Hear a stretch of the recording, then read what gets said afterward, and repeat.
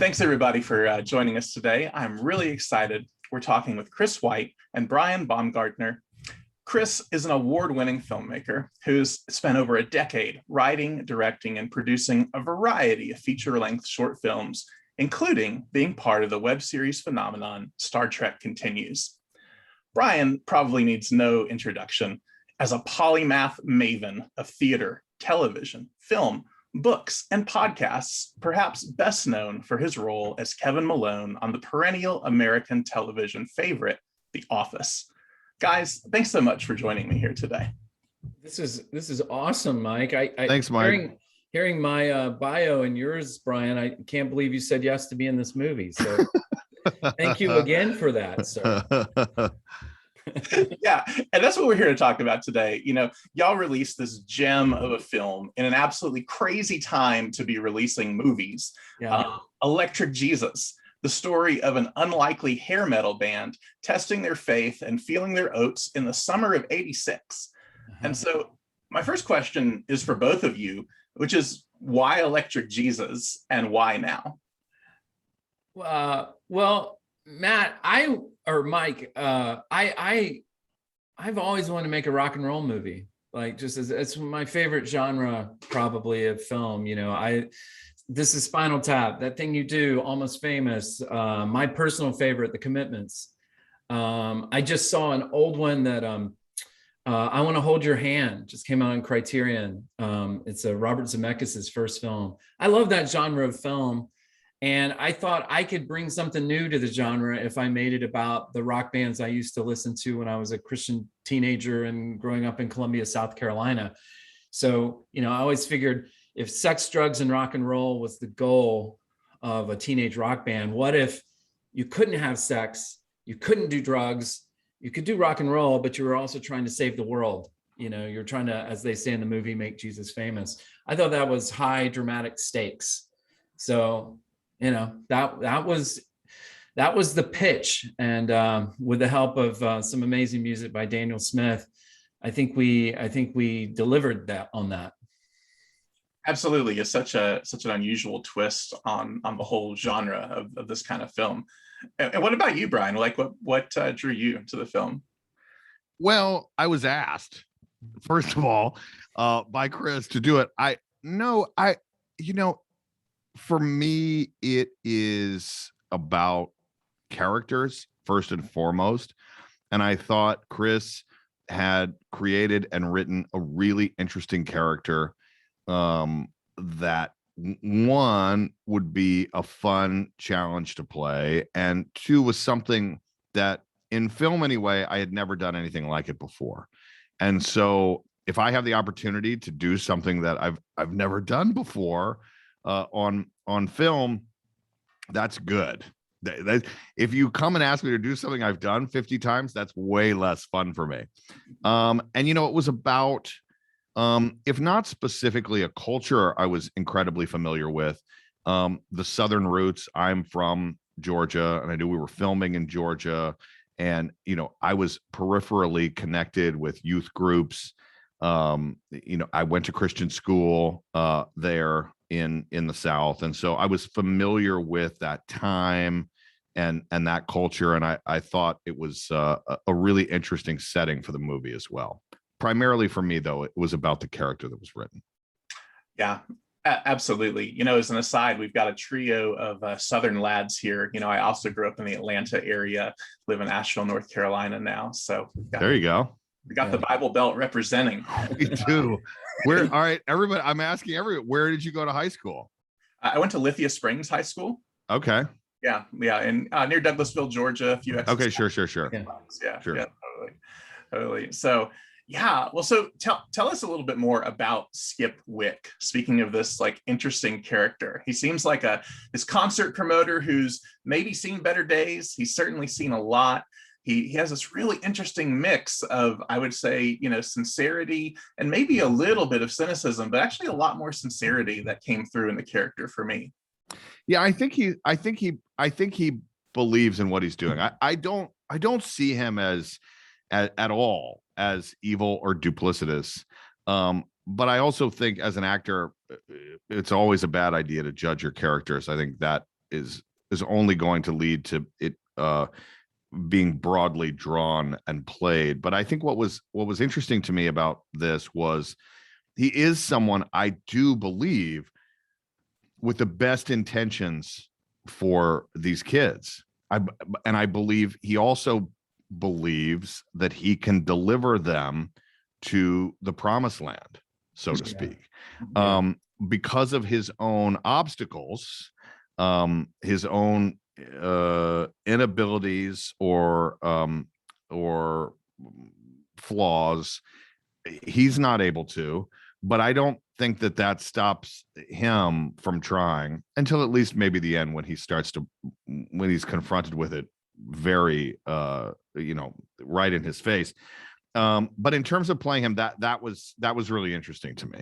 And I truly, through growing up in Georgia, and I started in the theater, these were the types of roles that I played much more often than specifically like straight comedic roles. So some characters that are not all good, but I think are at least through me try to find the goodness, or at least the purity of their intentions.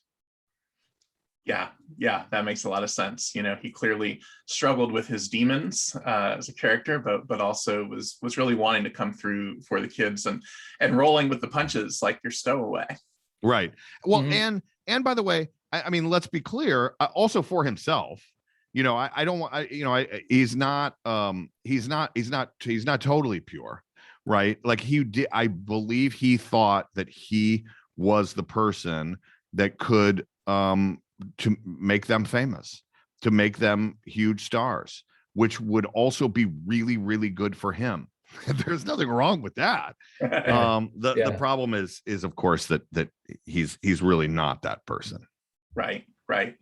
And I have a question following up on that for you, Chris. So is this your coming of age story? Like, what inspired you? You already alluded to it, but doing this sort of deep dive into the intricacies of the rise of contemporary Christian music on the generation past the Jesus movement of the 70s. Like, what was the juice in this for you? I think the film maybe started as a kind of interrogation of the faith of my youth. Maybe I think sometimes people call that deconstruction now. Maybe stepping into that, going back to I had fond memories. Some people have a really horrendous or a bad youth group story. I didn't. It was kind of a charming memory. And as I went back to it as an adult, thinking about it, I'm very suspicious of nostalgia and sentimentality. I don't think that's very helpful. But I went back into it and just kind of in my memories got with my friends, and hung out with us and looked at that. And I came away from that thinking, there's something really lovely about this. But I also, the big reveal for me was them, my friends.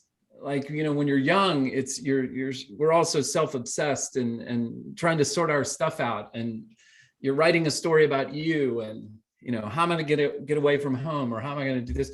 And it occurred to me that there were all these stories that were going on around me when I wasn't mature enough to see them and process them. But the 50-year-old me was looking back going, man, there's a lot of stuff going on there. And that really became the juice of the story. Now, when I wrote it, I thought, I'm Eric, I'm the sound man.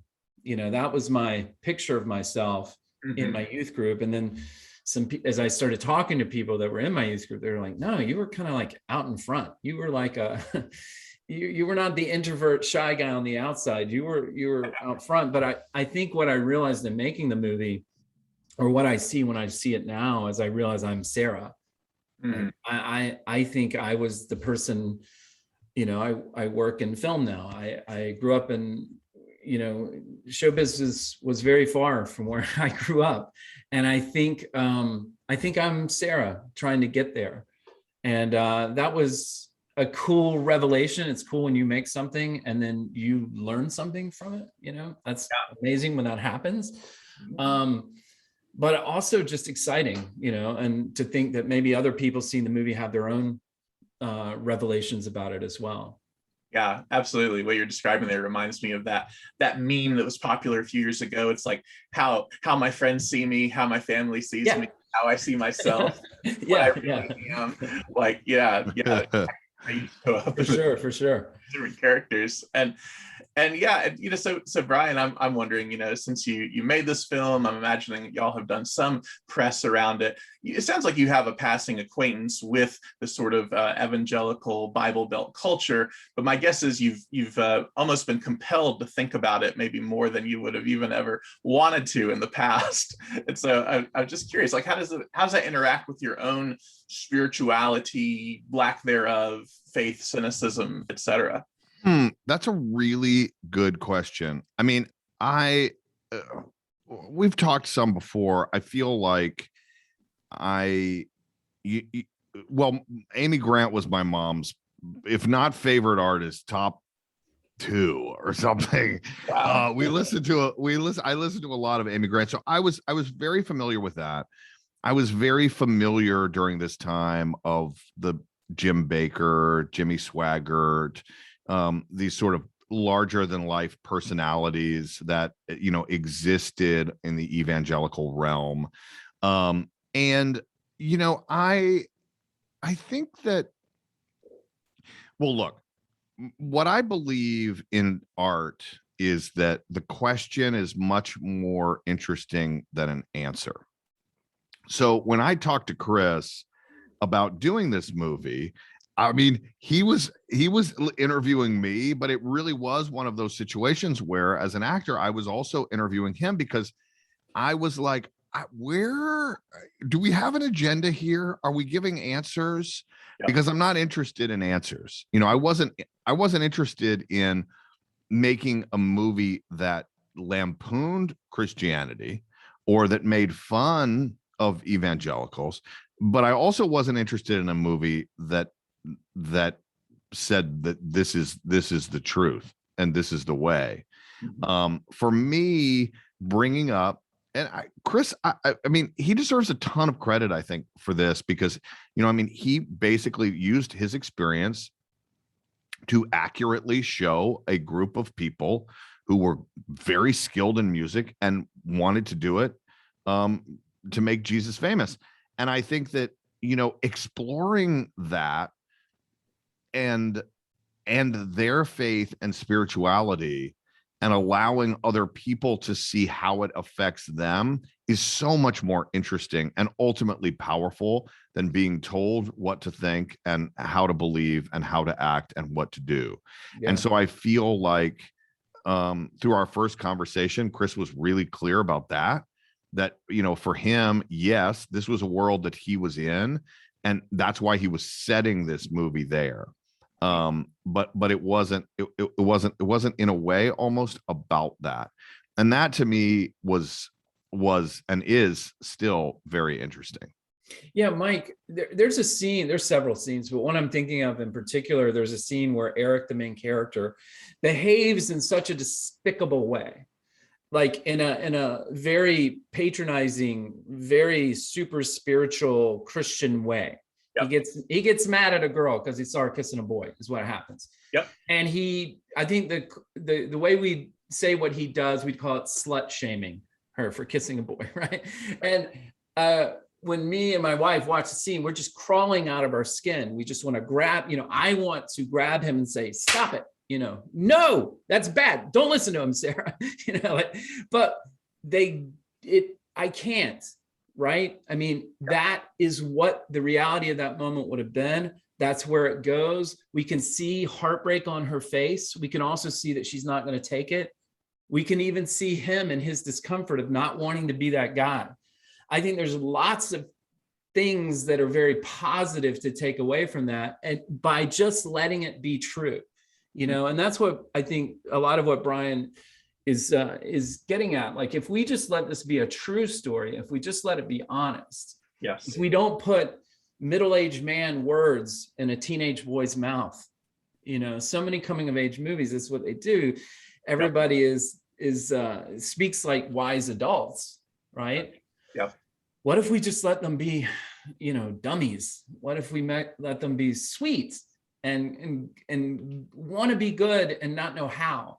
To me, that's something that's far more interesting to watch. And that's also inoculates you against what I would call like, the Christian propaganda film, where we're selling an agenda, or Jesus is for sale, and these are the terms, and sign on the dotted line, which a lot of so-called faith-based movies do. That, which I just, I think those are not good art, but also think they're just disrespectful of the audience. The audience can figure this out.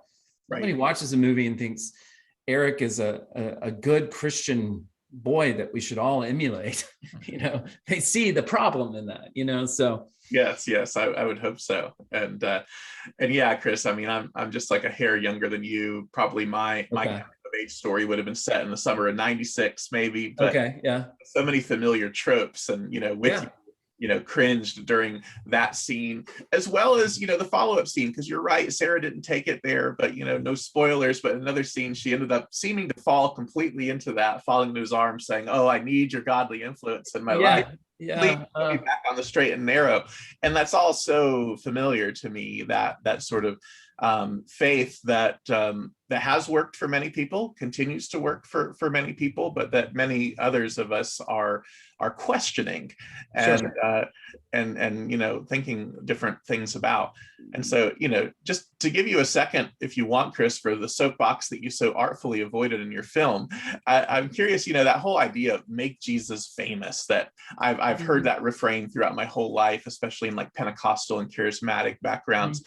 Why does Christianity, especially in its like white American evangelical variety, think that we need to carry the yeoman's load of making the Son of God better known, especially in the heart of the Bible Belt? Like, where do you think that comes from? Well, again, you gave me a soapbox, so I have to preach. So I'll try not to preach, but it's consumerism. It's Christianity as marketing. And if we're going to talk about, and I understand if in the classical idea of an evangelical is one who's sharing their faith, they're trying to convince you to join them in this understanding of the Bible. If that's the offer, then it makes sense that if you're in the United States, that you're going to sell that, and you're going to market that, and you're going to have objections to every argument. It's a pitch, right?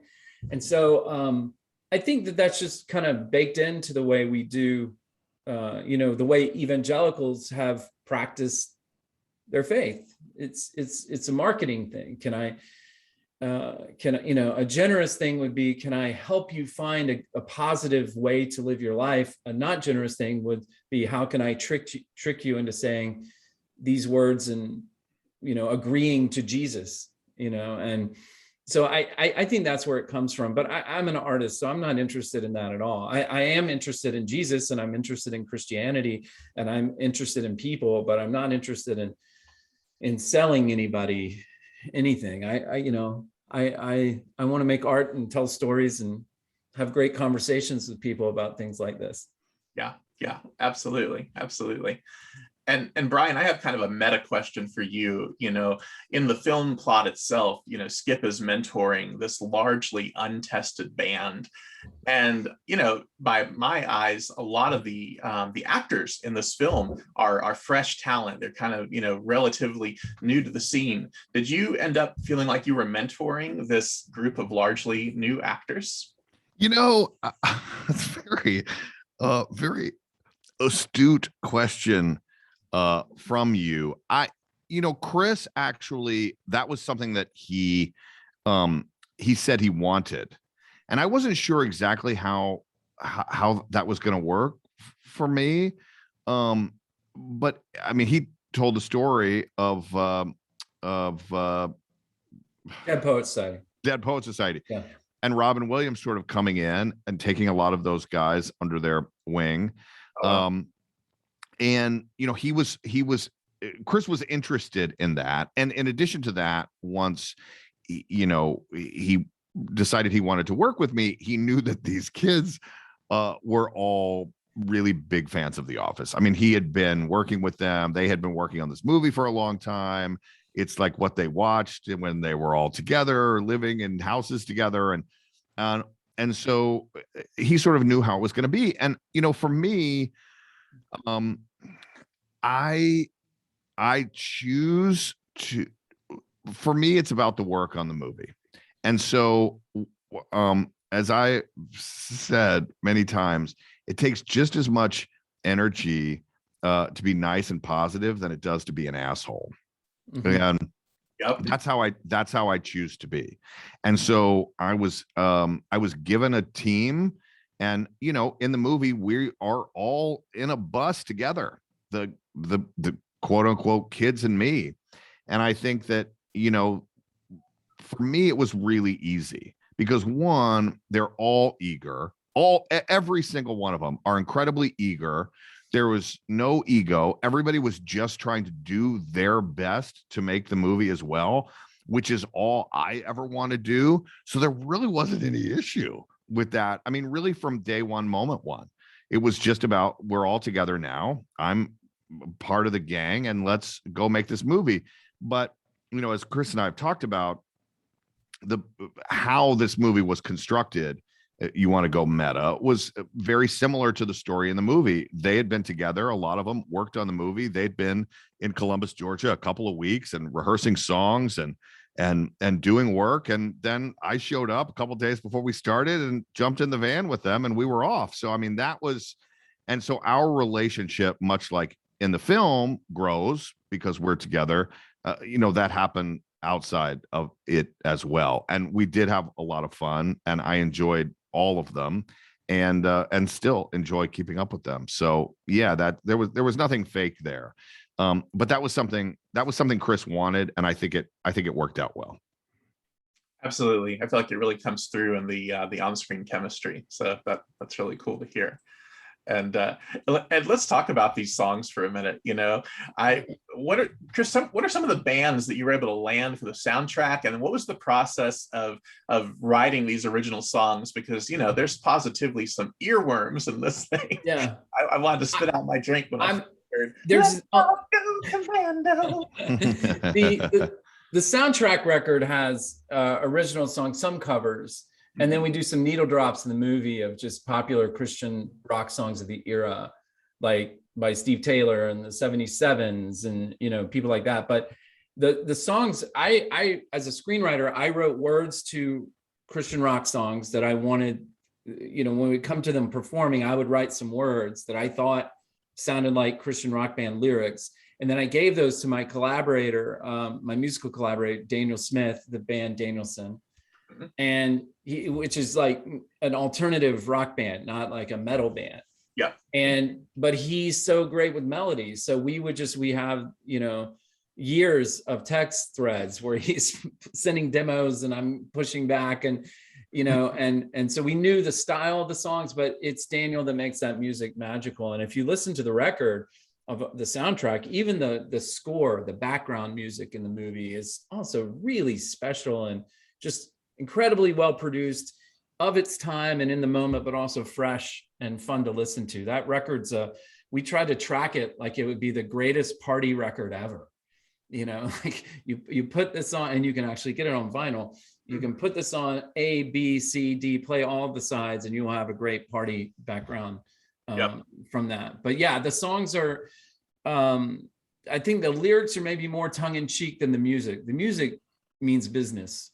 And it's really great. Now, all built around melody, built around great melodies, and then dressed up to be 80s hair metal. Yep. Yeah. And Sarah's opening / closing song. Oh, yeah. And then when I looked up the credits, I'm like, of course it's Fleming and John, one of my all-time. Yeah. And John Mark Painter was one of the musicians who played on so much of the record, all over the record, every track. Yeah, that's just incredible. Kudos for pulling that off. And I find it so interesting because this will go into one of my final questions for both of you. But to me, I contrast this movie with Saved from 2004, which was trying to take a shellacking to the excesses of evangelical Christianity. In my opinion, well-deserved. It was hilarious, all-star cast, but it very clearly had an agenda. And as we've talked about today, what I feel like what's so unique about Electric Jesus is it's so sincere. it respects the audience, and it respects the maybe different places that different viewers will be coming from. And you know, as Brian said, it's neither lampooning nor is it saying this is the way. And one, I just, you know, find that so impressive that you're able to, you know, create that tone, strike that tone. I found it at times hilarious, at times really poignant. And I'm just wondering, yeah, did that influence your ability to bring Daniel in and these other musicians to create something that could, you know, stand on its own as art, even in terms of the soundtrack and the musical score? Yeah, I love them. Love the characters. Don't be in love with them. Don't idolize them. Don't want to be them, but love them, care for them. And I just do. I heard a great interview with Tony Kushner on, I think it was Marin. And Kushner wrote West Side Story. It's nominated for an Oscar for that screenplay. And he says, I can't write mad. You know, some people can write angry and beautiful art comes of it. But he's like, I can't write mad. And I think that would maybe be the difference between Saved and Electric Jesus. I think we probably agree on what we're trying to do. I just didn't write it angry. There's time for anger and there's a place for anger. And there's even for me, some anger, but I didn't write it angry. I wrote it with love.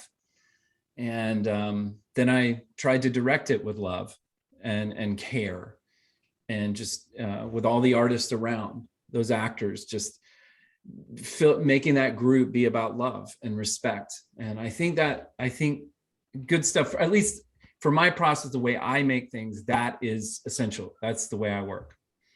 And other things work for other people, but I think that's where that tone of being funny and a little wistful, but not angry, not sardonic, not punching down, which is so easy to do, you know, frankly. Yeah, it really is. Brian, is there anything you would add to that? No, I mean, I think he said it. Well, I think he said it great. No, yeah. Right. That's the only time Brian's ever thought I said something great. Usually no, there was just nothing. No, there was just nothing else to add. No, yeah, no, sorry. Yeah. So a couple of final thoughts, you know, so electricjesusfilm.com is where you can go for all things Electric Jesus, but is it available for people to watch yet? Oh yeah, it's on all the streamers. I mean, you got to pay for it. It's still in that window of VOD, but anywhere you watch movies, Google, Google Play, but also like Amazon Prime, YouTube, anywhere you can buy a movie and watch it, even on all the cable, all the different cable providers, they have it too. And we just came out in the United Kingdom last week, and we've got some more countries all over the world that are coming online soon, including Latin America. That's going to be amazing. So it's getting out, you know, into the world, and I hope people catch it and catch up with it and love on it like we did. Yeah, I hope so too. So what is next for each of you? What are y'all working on right now? Is this where I can announce my Office reboot, Brian, or did they say the lawyers say don't announce it? No. I'm not even going to start the rumor. Not yet. No, I'm writing a new thing, and we'll make another film. So excited about that. Right on. Okay. Tight-lipped for now. I get it. Yeah. Right. I feel like you have some stuff that you could probably speak a little more freely about. Yeah. Maybe the greatest thing I'm most proudest of recently, at the end of the year, became a New York Times bestseller. And as I said, I love to say that because that makes me sound way smarter than I am. So we've got the book out, Welcome to Dunder Mifflin, and last week launched sort of a new iteration of a podcast. I've been in the podcast realm now for the last few years, but Off the Beat, which is not really new, but it's kind of a continuation and extension where I talk to people in entertainment about the moments in their lives that are not on the Emmy winning stages, but the moments that happened that actually helped shape them and their careers and their current life. And I'm having just an absolute blast on that. I mean, just one quick story, because this is how interesting it is. Even to me, I've known Rob Riggle from Rob Riggle from everything, for SNL and The Daily Show, and made an appearance in The Office and other places. And I've always known he was in the Marines.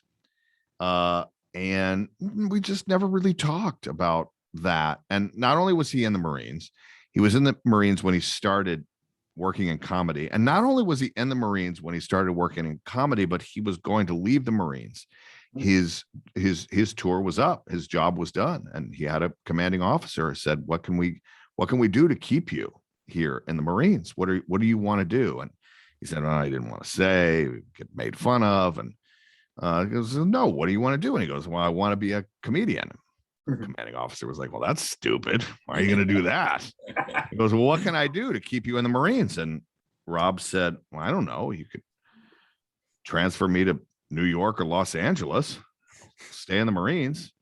So the next day he got his paper transferring him to New York City, where he was working as a Marine from 7 a.m. to 5 p.m. every day, and working in comedy at night, going to improv shows and stand up, and eventually made it onto Saturday night, a cast member on Saturday Night Live. So those are the kind of stories that I'm interested in. That's what we're doing in this new show. That's awesome, with Off the Beat. So it's not the highlight reels, it's the behind the scenes. It's getting down into the nitty gritty of what's really changed people's lives. That's awesome. That's right. Cool.